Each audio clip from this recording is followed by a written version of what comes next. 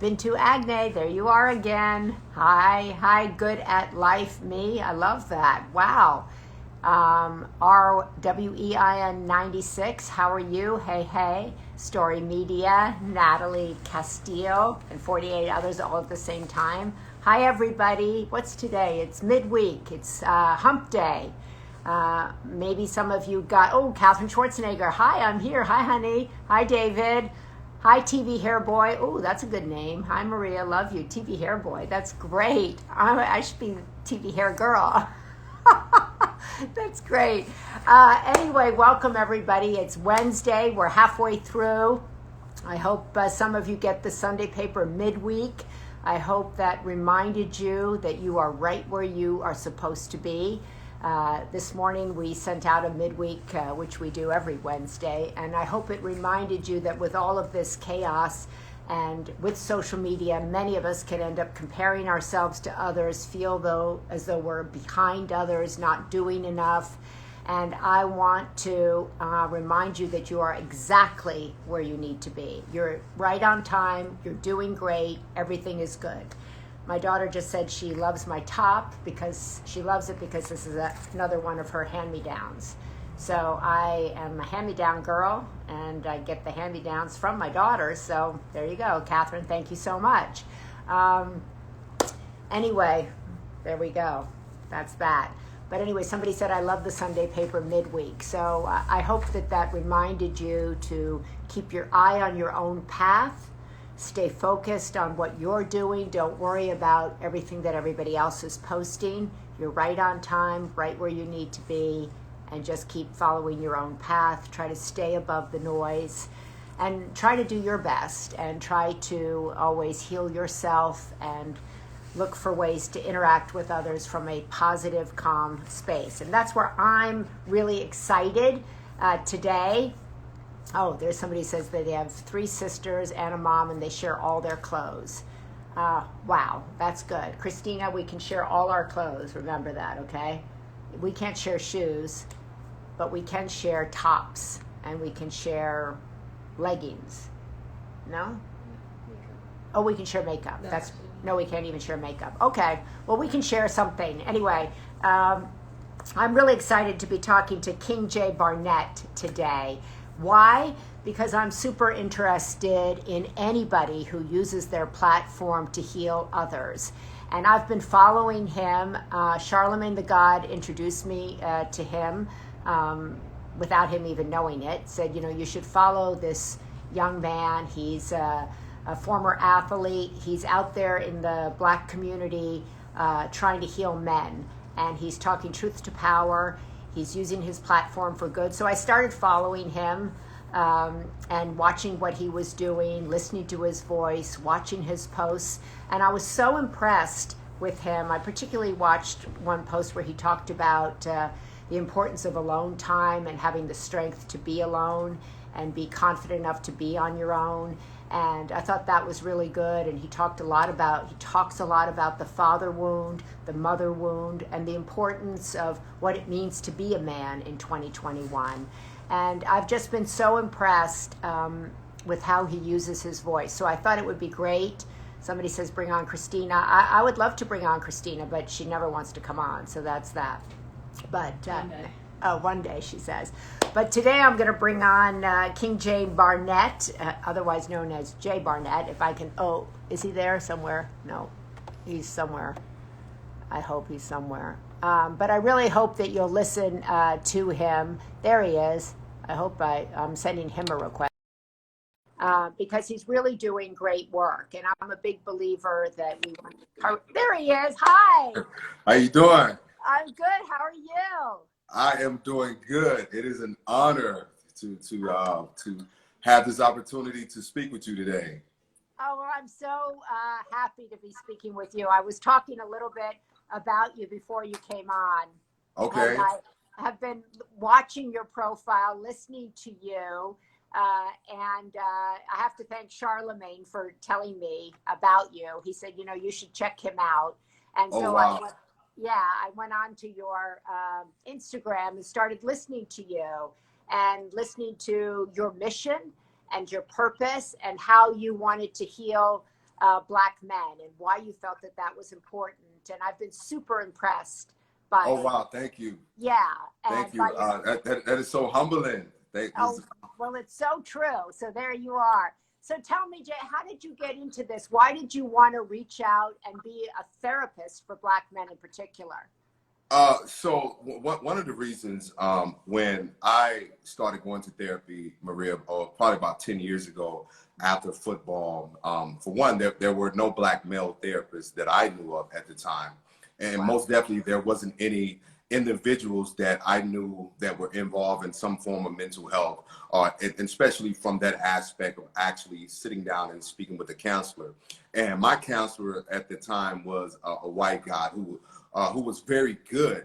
And I remember the first day sitting down talking with him and us kind of going through, the tell me what's going on, kind of share your life with me type of thing. And I remember being very uncomfortable because I'm just kind of like, I'm not gonna tell this white guy my business. So it was very uncomfortable. And if you've seen the movie Antoine Fisher, my journey was just like that. So it took about 3 sessions for me to open up. But what opened me up is when he asked me about football. And so he asked me about what was it like to get to the NFL and not really have the career that you wanted, and for things not to happen the way you wanted to. And tears began to just pour down my face. And I was just kind of like, man, dude, football has been everything. It's been my protector, it's been my shield, it's been my heart. And I was just like, I'd broken down like a little boy. And when he opened that door for me to start talking about football, and we began to peel back the layers. And when he began to peel back the layers, I wanted to know more about myself and know more about my journey within my own stuff that I was dealing with. So I'm the son of a pastor. My parents had got divorced when I was 13. And I had most of my life wanted to be accepted by my father. And one of the reasons that I wanted to get to the NFL and make it, because I got there, it was really that I wanted to show him that I can be who he wasn't. So I didn't want it for the right reasons. So when that door closed, here I was left to try to figure out who was I after football. So kind of going through that journey, and for most who follow me and know my story, I attempted suicide twice, and the second time was a drug overdose. And when I survived that, I realized, okay, I need help. And so I went back into therapy and went back into unpacking and to really dig deep, like what was the root of my depression and what was the root of why I would commit such harm, and why was I so destructive to myself. And after going through my journey, about 4 years after that incident, I was mentoring young kids in group homes and foster care. And I had created this program called Emotional Recovery Program that's similar to an emotional intelligence, like emotional IQ type of program. And so I created this program, and the foster homes and group homes in Houston was just like, man, these programs are opening these kids up. These kids are talking. Yeah, these kids were talking more to me than they were to their caseworkers. So the director, who was a Black woman, she called me in her office and she said, "You're doing the work of a therapist." And I was calling it mentoring. I said, "Oh, I'm just mentoring these kids." And she says, "No, you're doing the work of a therapist." And so she said, "Do you ever consider like going to school and getting your credentials for this?" I was like, "Lady, I'm 33 years old. I'm not going back to school to do anything." So I went home and I prayed about it. I prayed about it. And just as we're talking, I heard the voice of God said, "Go." So I went, I applied. I got accepted. I went through the interview process. And to be honest, Maria, from the first day that I took a class on general studies in family therapy, I knew that's where I was supposed to be, because it began to answer a lot of questions that I had within my own family system. And from there, God began to speak to me even more about the work that I was going to do. So 5 years to date from him speaking to me up until like like March of 2020, when the pandemic happened 5 years ago from that date. He said, something is coming and your voice and your gift is going to be needed. And This is so incredible, because I love that, first of all, that you're so strong to be so vulnerable, because in my mind, they go together, right? And Absolutely. it takes such courage to actually tell your story and want to know more about your journey. We have such a vacuum of Black therapists in this country, male or female, right? And that it's so important to be able to share your journey with somebody that you feel understands your journey. And I was watching you on one of your posts, and that you were saying that so many men, not just Black men, but men in general, feel that it's not manly, that it means you're not a man if you break down and cry, if you go to therapy. How do we get men to accept that they need help, to want to understand themselves? Because you also said that so much of the havoc, particularly in the Black community, comes from Black men. So women are wounded by it, and it just goes generationally. Yeah. Ooh, yeah, you compile a lot in there, but this is good.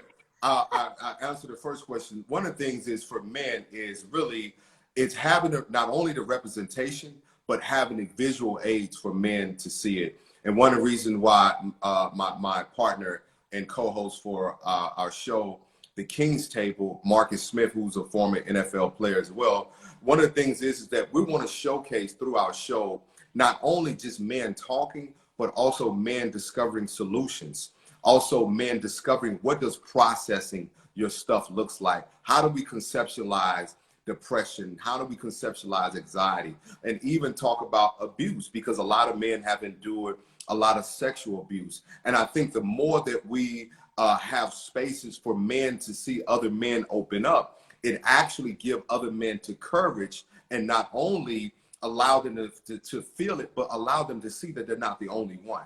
So it works the same as sports. I use this analogy often, right? Michael Jordan never jumps from the free throw line if Dr. J never does it. So by Dr. J doing it, in his mind, this was possible. So as the same as it works in the sports realm, it works in the life realm. The more men see other men like myself speaking about vulnerability, speaking about being broken, speaking about having depression and dealing with these issues, and not feeling that our masculinity is going to be questioned, because most time men feel like they're going to be emasculated if they begin to speak about their wounds. And then also, I think this give a lot of men understanding and context that there's a difference between broken and being wounded. And I think a lot of men have been wounded, which caused brokenness, which caused the perpetuated cycle of unhealthy behaviors, and which that we see in relationship that causes unhealthy relationships. You talk, Jay, a lot about the father wound. And I think, can you speak a little bit about that? You talked about men being abused, being wounded, and then you talk about the father wound. How do they all go together? Well, how they all go together. So I want to kind of give you a brief context and a kind of layer. So let's talk about David for a second, right? We all know how David was this great king and how God called him and anointed him, right? But then also, we don't really know the backstory. And through my research and understanding the backstory of why was David not called on first when Samuel went to Jesse and asked him about his boys. So the context to it is that Jesse never wanted to have David. So in that, he never built a relationship with David. So they were always distant. So what a father wound looks like is that David now had to seek validation in other areas. So where did he begin to seek validation first? From Saul. He finds out that Saul is trying to kill him. So the man that he looks up to is trying to kill him. What does this look like in today's society? When boys does not have the proper attention, healthy relationship with their fathers, they're looking for validation through sex. They're looking for validation through either the neighborhood drug boy, or they're looking for validation from a coach. They're looking for validation from all of these unhealthy spaces that never really feel the capacity and feels what they need. So they always have this void. And one of the things that I tell when I'm working with girls, a man that does not know himself would seek validation between your legs. So because now his identity is in his male parts rather than in his head. So the father wound shows up when these men have rejection issues, like David. David was rejected. So when you're rejected, you're constantly seeking to be accepted. And this even shows up in successful men, right? Yes, I very achieved often. the success. I Yes. got the money. So I was once rejected in this season. And now that I have money, what do? I've developed this very misogynistic mentality to where I don't respect women. I don't have any really space to really give. So I abuse my power. I abuse my relationships, and everything around me becomes very toxic. And that's what father wounds look like. Is that particular, you think, in the Black and brown community, or is that across men? Well, I think it's across the board for men in general.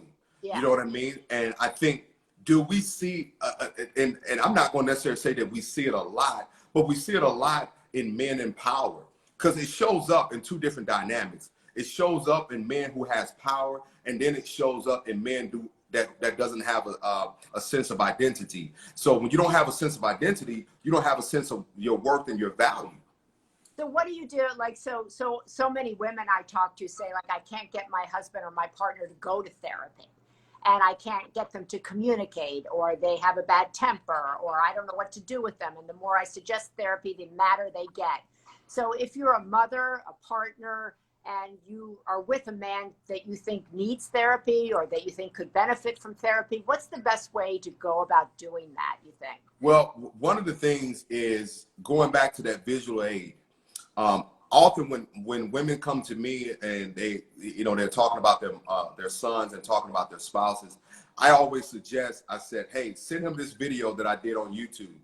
So, and they'll send their husband or their brother this video on YouTube of me speaking about brokenness, or speaking about, my own challenges, right? And what happened is it softens a part of them up. And so these men are able to see another man who represent masculinity, who's a former athlete. So it connects to him and say, oh, wow, if this guy can do it, then this kind of opens a space up for him. So I usually encourage women to kind of use visual aid, especially in the age of social media. Send a video, send a podcast, or send something, because what it could feel like when the wife or the mom says, hey, why don't you talk to somebody? Why don't you go to therapy? It can sound like nagging. That's not what it is, because most women are speaking from concern. But it also makes a lot of men feel like they're weak if they have to go talk to somebody. And so what my mission is that you can expose weakness by showing your strength, and that your strength is how vulnerable you are.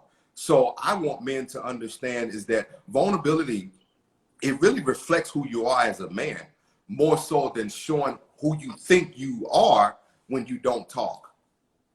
Wow, that's so beautiful. So if you want to look for that video, if you're out there and you're looking for, I love the idea of using visual aids so you don't come off as nagging, because I mean, every woman I know has been called a nag at some point in her life. And I think it's coming, the way you look at it, coming from a place of concern, whether you're a mother, a sister, a wife, a spouse, whatever, you are coming from a place of concern and help. So having a visual aid, having a man who looks like you talk about these things changes the perception, right? And so you're also talking a lot to young men, because you're saying to young men, if we don't heal young men, they will become toxic men. They will become abusers. They may end up in prison. They may end up abusing somebody they love. What kind of reception are you getting in this time? We have so many young people, depression, anxiety, suicides way up from the pandemic, loss of jobs. It's a brutal time out there, right? Are you hopeful about what you're seeing? Yes, Maria, I'm very hopeful about what I'm seeing. I was just in Amarillo Health Symposium, and I did the illustration with the three young men. There was a young white kid, and there was a I think a biracial kid, and there was a black kid. And then I brought up 2 white male officers. And when I gave this illustration of everyone having their own trauma and carrying their own burden and cross through the things that they experienced, what it did was it neutralized it for the men in the entire room. Because what happened is it didn't matter if you were white, didn't matter if you were black, didn't matter what your job specification, your job title, or what your financial status or social status was. We all have endured some form of trauma at some point. But as I began to share my story, there was young men sitting in the audience that began to cry because I made it okay for them to not be okay. The most unhealthy and dysfunctional things that a lot of us have taken on, because I took it on when my parents divorced, I felt that I had to be the man of the house. And when boys have to be the man of the house, this is not only taking away his childhood, this is also taking away his process to develop as a young boy. So if you know anything about the frontal lobe of the brain, it's in development from ages 10 to about 25. So if you speed that process up where this child skips the adolescent stage of development and he goes right into the man stage, right, of feeling like I got to provide, I got to be this, and I have to be that. What you're doing is you're putting a child in the thought process of a male when he has not developed the thinking ability to manage a thought that he needs to be a man. So in that, when I begin to break these things down and really see these young men kind of open up, and I look at all of them, you know, and I tell them it's okay. And most of these young boys, and I've worked with white, black, Asian, all types of young men. The moment I said, man, it's okay to cry, the tears just fall. Because for the first time, they've been affirmed by a man. For the first time, a man has embraced them with respect. I didn't talk down on them. I'm not talking over their head. I'm not talking at them. I am talking to them. They open up. And here's the thing that helps all of these young men to feel open is they feel safe. Yeah. Because I'm not going to take what they share and use it against them. And I'll be honest, my biggest fear today as a man who has been on my healing journey and have gone through my process, my biggest fear at times is being open and feeling like I'm going to have to deal with emotional blackmail or feel like what I shared is going to be used against me. And that's what most boys and men fear. That's so beautifully said. Wow. Several people have said, what is the video that you're talking about that they should show on YouTube? Oh, yes, absolutely. So I have a video on YouTube on the Dear Future Wifey podcast, and it's called Heal, Bro, Heal. So Heal, it's called, Broke, Heal. Yeah, Heal, Bro, Heal. So a lot short for brother. Okay, Heal, Broke, Heal. So we can, yeah. Heal, broke, heal. Right. Yes. Okay. So we'll link to that when we post this up in the Sunday paper. So so kind of visual aid, giving a safe space. And I love the idea of like, don't emotionally blackmail somebody who shares their emotions, their vulnerability, their story with you. That requires the listener to really guard the information that they're kind of being honored with, right? Absolutely. That's a really big push. So for people who, you know, for men to have a safe space, the person they're kind of sharing their vulnerability with also has a huge responsibility. Yeah, a huge responsibility. And that responsibility is to listen from a place of understanding rather than a place of responding. Because sometimes when it comes to men, there are times where I'm not looking for feedback or rebuttal or commentary. I'm just looking to be heard. And I'll be even more transparent. Me and my mother were having a conversation once, and I had to tell her, I said, Mom, I'm not calling you so you can tell me what you think I should do. And I said, I just want you to listen to me. And my sister kind of butted into the conversation, and she says, "Mom, can you just hear him for once?" That's all I wanted to do. I wanted to be heard. And one of the things is that, you know, when men don't feel heard, what we do is we clam up. We clam up and we become very withdrawn. When we withdraw, we become very socially abandoned. What was what I like to call is social abandonment. We stop growing in life. We stop caring about ourselves. We stop giving attention to our health, because depression looks different in men and in women.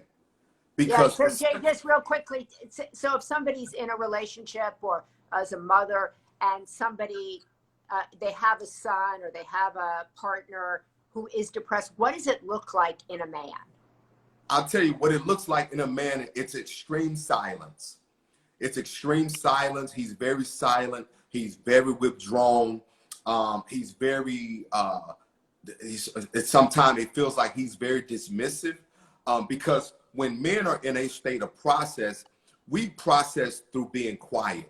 Most women process through talking, right? You know, you have girl time, you're going to have your wine, you're going to process, you're going to talk, you're going to have discussions.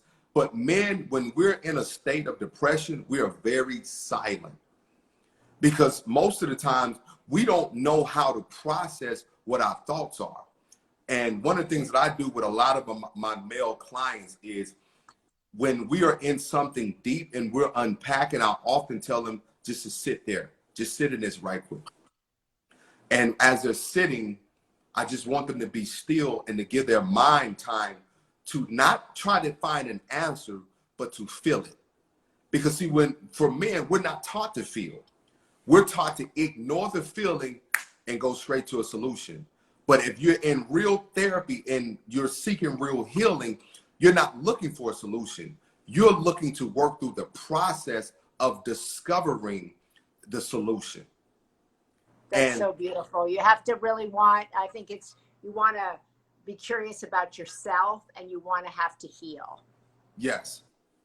There's some women here saying, you know, I'm also process depression in silence. And I think it's not that he's saying you don't. He was just describing how men, because so often we think, you know, men have the same qualities, or they exhibit the same qualities as women. And I'm always a big believer in saying it doesn't process the same. Depression, anxiety doesn't look the same in a woman as a man. And he's describing what it looks like, particularly in a man. And so as a mother of 2 boys and a sister of 4 guys, that's a really helpful thing to go like, okay, wow, that I might have just thought that they were quiet. I wouldn't have thought that maybe that was depression, or I maybe can't see anxiety the same in my son as perhaps in my daughter.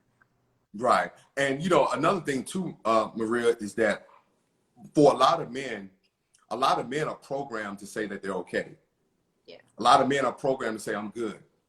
And there's guys that I work with, I mentor a lot of young athletes, and they'll reach out and text, hey, Jay, what's good?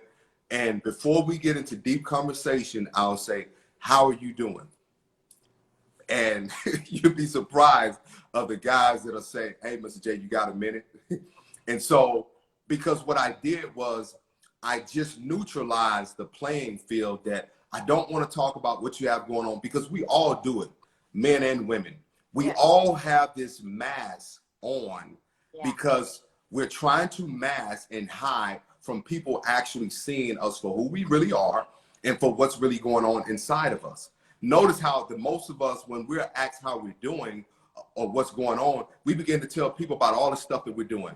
Oh, I just got a raise at my job. The kids are, you know, doing good in school. My husband is good. My wife is doing good. We're just trying to push through COVID. And it's like, it's almost like this program response that nobody wants to say, hey, I'm not doing good, man. Yeah. And absolutely. The more Christina, for me. My daughter wanted me to ask a question. I forgot, what was it exactly?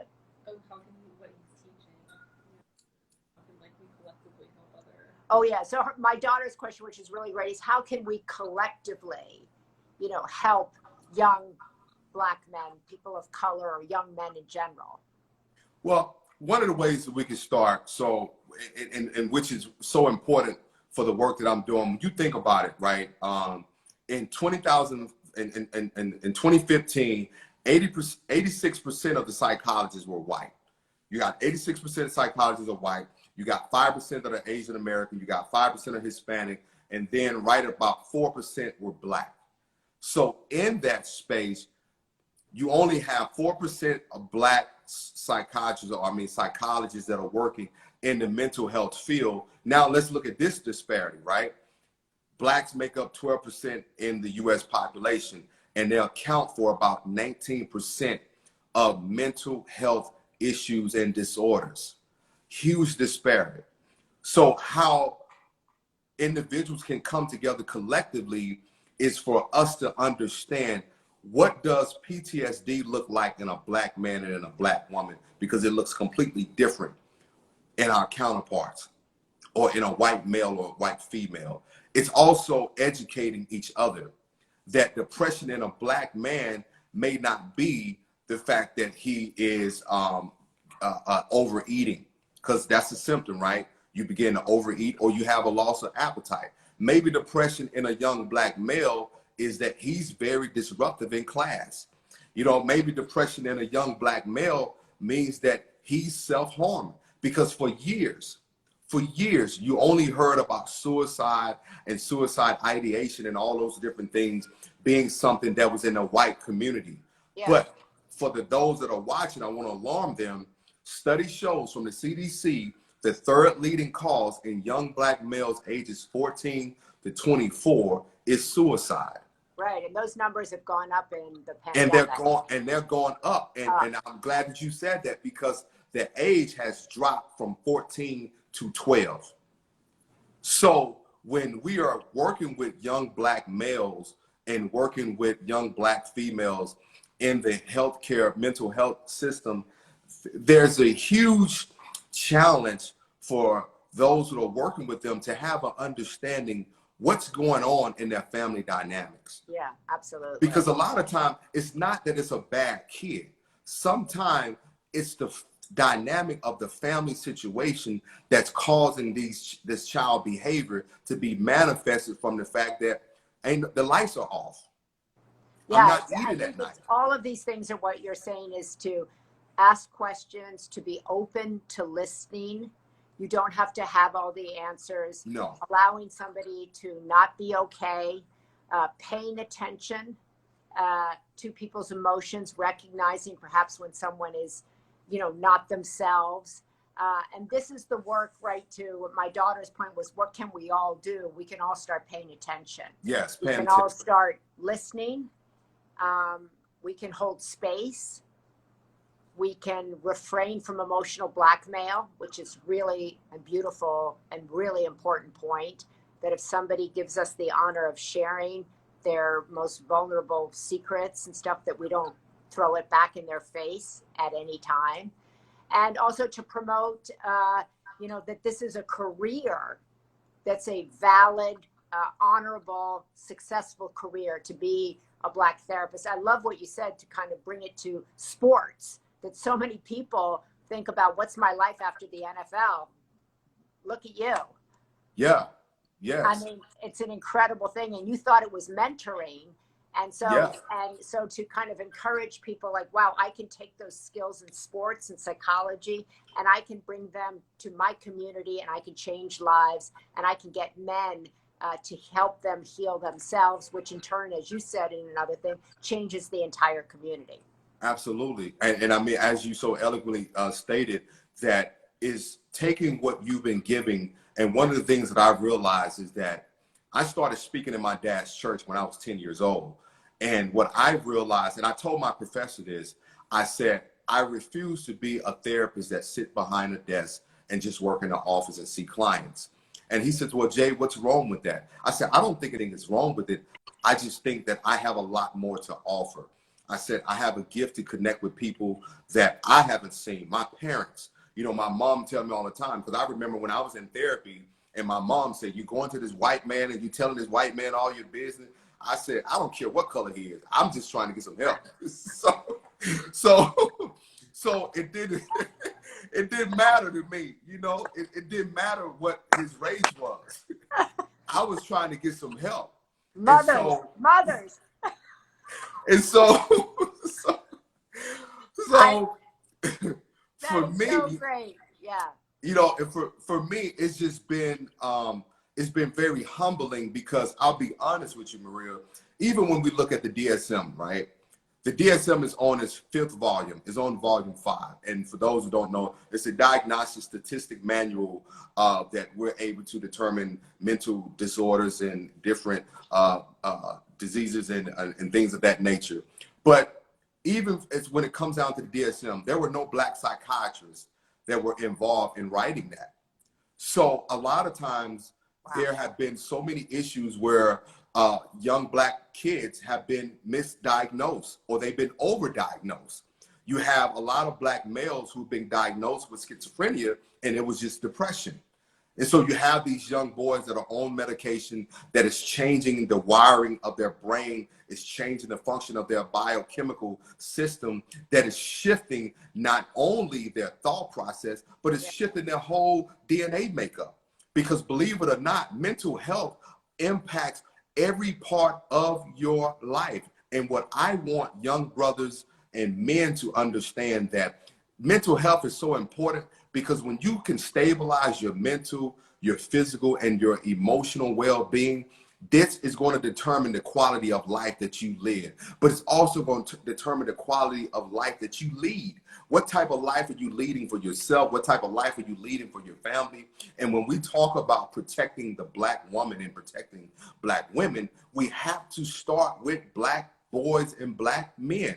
Because the moment that I see value in myself, I see value in my sister. I see value in people. And I tell young men this all the time. I have yet to see a man who loves himself abuse his wife, his girlfriend, his sister, or abuse anything. Whenever there's no identity for self and value, abuse is inevitable. Wow. I'm going to leave it there. That is so profound. I want to keep talking to you because I hope we'll do this again. I think Absolutely. What you're doing is so great. And I want you to know I watch your stuff and sit in my bed at night and I watch it. And I think what you're doing is really important. And I think it's really profound. And I think it's really courageous. Thank you. Thank you so much. I'm so glad that Charlemagne told me to go check you out. And I'm honored that we had this conversation. And I'm honored as well. I mean, I've watched you, you know, for years and the great work that you've Don't done tell as a me you journalist. watched me since you were a little boy. I am just humbled, you know what I mean? When, you know, my manager was saying like, yo, Maria Shiver, you know, Shriver wants to interview you. I was just like, oh my God. And it's just been, you know, humbling to be supported by you and to be supported by Charlemagne the God. And so this is just humbling. So thank you again for the opportunity. Thank you. God bless you and have a great week. Keep up the good work. Right. Thank you. And thank you all so much for joining us for this really important conversation about how we can collectively help one another, how we can do a better job of listening, how we can do a better job of holding space and holding the information that those in our lives share with us. And I thought that was really beautiful. And so if you, I hope if you have a man in your life or anybody in your life, right, stay open, keep your eyes open, keep your mind open, keep your heart open, and just take the time to listen. So thank you. Hi, Matt Braverman. How are you? I want to thank him. Please follow him. He's really does some interesting stuff, and it's really quite powerful. Yeah, follow King J. Barnett. Thank you. Follow King J. Barnett, and he's really good. So we'll put this up in the Sunday paper, and we'll talk to him. We'll keep talking to him because I think he's doing really interesting stuff. So thank you all. Happy Hump Day. You're almost to Friday. Have a great rest of your day. Bye-bye.